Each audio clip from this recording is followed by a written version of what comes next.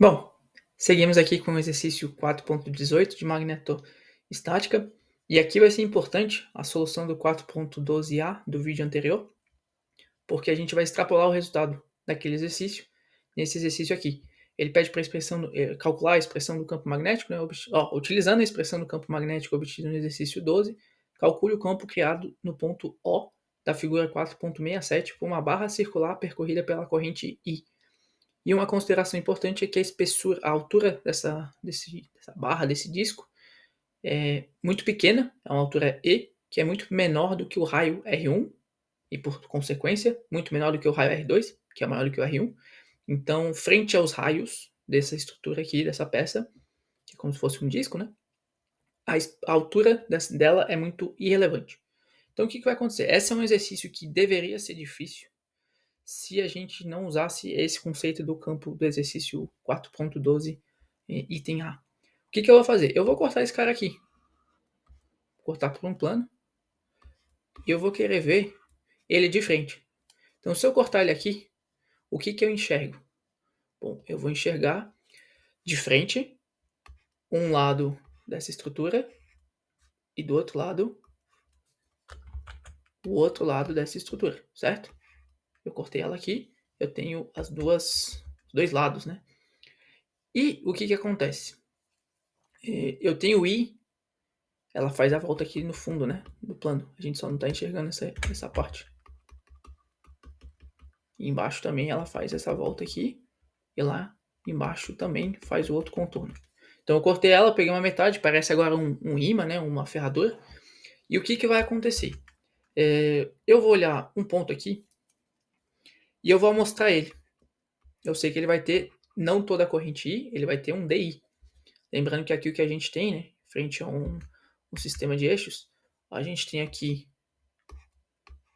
R1 e a gente tem aqui embaixo R2, certo? Porque eu estou olhando frontalmente, mas essa estrutura ela é uma peça radial. E o que acontece? Esse elemento DI não tem toda a corrente, porque ele não é toda a seção transversal.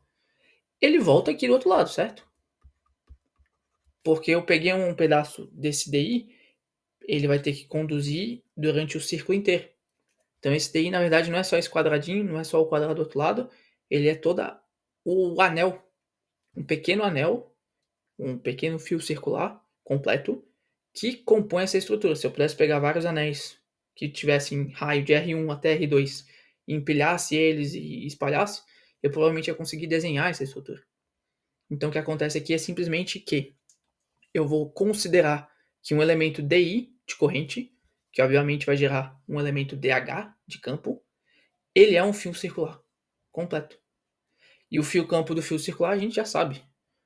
O H de um fio circular é toda a corrente que está conduzindo nesse fio, dividido por 2 vezes a distância radial, que aqui eu vou considerar um raiozinho genérico, 2 vezes a distância radial até o ponto de observação, que está aqui no meio, né?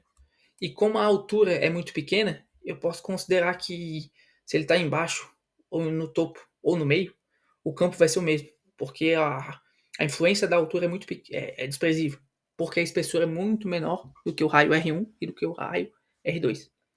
Só que nessa fórmula do campo do exercício 4.12, eu não tenho toda a corrente nessa amostragem aqui. Eu tenho um DI. Então, por natureza, eu não vou ter todo o campo, eu vou ter um DH. E quando eu integrar esse DH, eu vou conseguir o meu campo total. Esse DI eu vou precisar exprimir ele de alguma forma. E óbvio, eu vou pegar um ponto que agora está aqui no meio, né? Para não ficar tão fácil. E a distância radial genérica, então, vai ser esse raiozinho aqui, R. O sentido desse campo vai depender muito, né? Como a corrente está... Se eu cortei aqui e eu estou olhando ela de frente, ela está entrando pela esquerda e saindo pela direita. Se ela está entrando pela esquerda e saindo pela direita, ela está fazendo um campo para baixo. Porque ela, pela regra da mão direita, né? Quando ela estiver entrando pela esquerda, ela vai fazer o rotacional, vai apontar para baixo. Quando estiver saindo pela direita, ela também vai fazer o rotacional e vai estar apontando para baixo.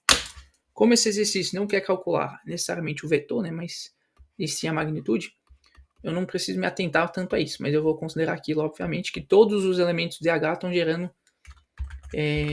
um campo orientado para baixo, né, em relação, obviamente, a Y para cima, X para a direita.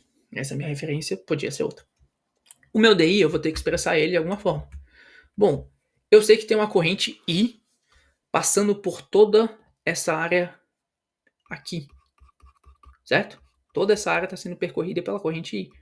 Então existe, obviamente, uma densidade superficial, que tem uma área aqui, que tem uma corrente I total. Eu sei como calcular o J. O J vai ser toda a corrente I.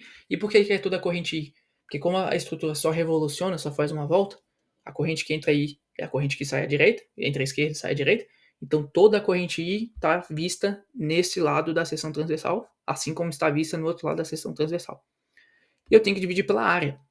A área dessa seção transversal é basicamente um retângulo, que tem uma altura E e uma lateral que é R2 menos R1, que é o tamanho desse... como é que eu vou desenhar aqui? É esse cara aqui, né? Se o R1 está aqui na entrada, o R2 está aqui, o comprimento desse lado aqui, do retângulo, é R2 menos R1. Então essa é a minha densidade superficial. E o meu DI, obviamente, vai ser o quê? Vai ser essa densidade superficial vezes um infinitesimal de superfície. E agora que a gente vai considerar a simplificação que a altura ser desprezível vai permitir a gente calcular. Eu tenho um raio R genérico aqui, eu tenho uma espessura, uma altura E, que é muito pequena frente a esse raio, porque esse raio está entre R1 e R2. E para eu gerar esse elemento ds de área, eu não vou precisar varrer na altura, porque a altura é muito pequena. Então é como se qualquer efeito na vertical não gerasse contribuição para o campo. Mas aqui eu posso fazer um diferencial de raio. E aí eu vou começar a desenhar essa estrutura para a esquerda ou para a direita, de modo a tentar desenhar a seção transversal. A altura é sempre constante, então a única coisa que pode variar para desenhar aquele R1 até R2 é o raio, no caso, um dr. Então, meu ds aqui claramente vale a altura E constante vezes o meu dr, que é variável. Então, meu di, na verdade, vale I sobre E R2 menos R1, que é a minha densidade superficial, vezes E dr, que é o meu elemento de diferencial de área. O E simplifica e é esse o fruto, a conclusão natural que deveria se esperar, porque a espessura é muito desprezível em relação ao R1 e R2. É difícil ter contribuição dessa espessura ou dessa altura na contribuição do campo, porque ela é uma grandeza não relevante, por conta do fato de que R1 é muito maior do que o E e o R2 também. Então, meu DI, no final, fica a corrente I vezes um dr dividido pela diferença entre o R2 e o R1. Eu posso agora voltar na fórmula do DH, usando esse DI. O meu DH, a gente viu ali que vai valer o quê? O DI, ou seja, todo o I dr dividido por R2 menos R1, isso é só o DI, vezes 1 sobre 2R, porque é essa parte aqui da fórmula do campo, de um fio circular, conduzido por uma corrente DI, no caso aqui, mas extrapolado do exercício 4.2, que foi para uma corrente I total. É a corrente total no fio, dividido por 2 vezes o raio. A corrente total aqui, no caso, é uma infinitesimal, e a gente exprimiu ela como a densidade superficial vezes um diferencial de superfície.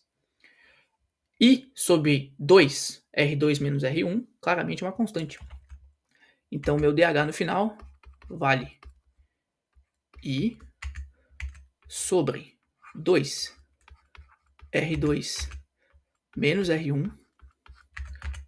E agora eu tenho uma variável de integração única e o seu diferencial a variável de diferencial também aqui espremida. Eu posso integrar de forma que o raiozinho R, do jeito que eu defini aqui, desenhe essa seção transversal, e aí eu tenho a componente total do campo. Então, o meu H, no caso, sempre vai ser a integral do DH. A constante I sobre 2R, I sobre 2, R2 menos R1 permanece fora da integral. E quais os limites de integração que vão permitir eu desenhar essa estrutura do jeito que ela foi estabelecida, eu vou ter que integrar de R1 até R2. O meu raio varrendo de R1 até R2 desenha aquela seção transversal do jeito que a gente exprimiu as variáveis. A constante continua constante. 2 sobre R2 menos R1. A integral de dr sobre R, de 1 sobre R, é a integral de dx sobre x, que é ln da variável. Ou seja, eu tenho ln de R2 menos o ln de R1. Só que a gente pode usar a propriedade dos logaritmos. No caso aqui, a constante está multiplicando esses dois caras, né? A propriedade dos logaritmos permite que a subtração de dois logaritmos seja o logaritmo da divisão dos logaritmandos. Isso eu não vou entrar aqui no mérito, mas tem como procurar no Google ou em qualquer outro lugar. Mas no caso aqui a gente pode simplificar um pouco essa expressão só para não ter esse termo, dois termos de logaritmo. Não está errada matematicamente, mas no final eu posso só simplesmente escrever o termo de cima, o logaritmando de cima, dividido pelo logaritmando. Na verdade, o logaritmando da esquerda dividido pelo logaritmo. O logaritmo do logaritmando da esquerda dividido pelo logaritmando da direita na subtração. No caso era ln de R2 menos ln de R1. Eu posso escrever só como ln de R2 dividido por R1. E aqui a gente resolve essa questão. Ela é muito mais simples a partir do momento que eu posso usar o conceito do campo resolvido no 4.12. Eu simplesmente considerei um infinitesimal de corrente. Eu assumi que para esse infinitesimal de corrente o campo é igual ao do resultado do exercício 4.12. Eu só precisei exprimir esse DI como uma variável, algo que eu pudesse integrar e desenhar a estrutura. No caso foi um JDS, porque era o que fazia mais sentido. Eu exprimi o DS de forma que eu pudesse ter variáveis de integração que eram bem conhecidas e que iam me dar os limites de integrações apropriados, limites de integração apropriados. E no caso aqui, eu simplesmente depois usei uma manipulação de propriedade logarítmica só para simplificar a resposta. Mas o campo vale a corrente I, dividido por 2 vezes R2 menos R1, vezes o logaritmo neperiano, o ln, de R2 sobre R1. E, se eu tiver que dizer o sentido, ele muito provavelmente está, muito certamente, pela regra da mão direita, está apontando para baixo, em relação ao ponto O aqui no meio, né? Que eu, inclusive, vou desenhar aqui só para ficar mais fácil de reconhecer onde ele está. Ele está no centro aqui, mas se ele está no meio ou não, ele está no centro entre as duas seções transversais, isso é natural, porque ele está na origem desse disco, mas se ele está em cima, embaixo, pouco importa, de novo, porque a espessura E é muito menor do que, ou a altura E é muito menor do que o raio R1.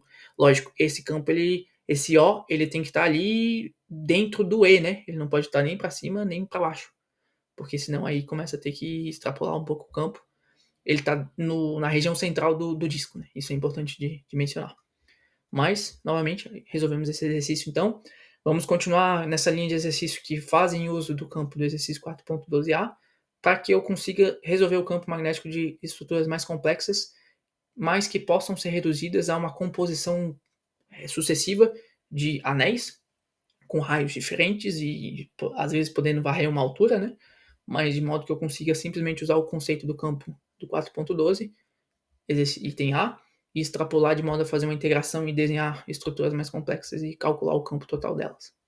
Até o próximo exercício.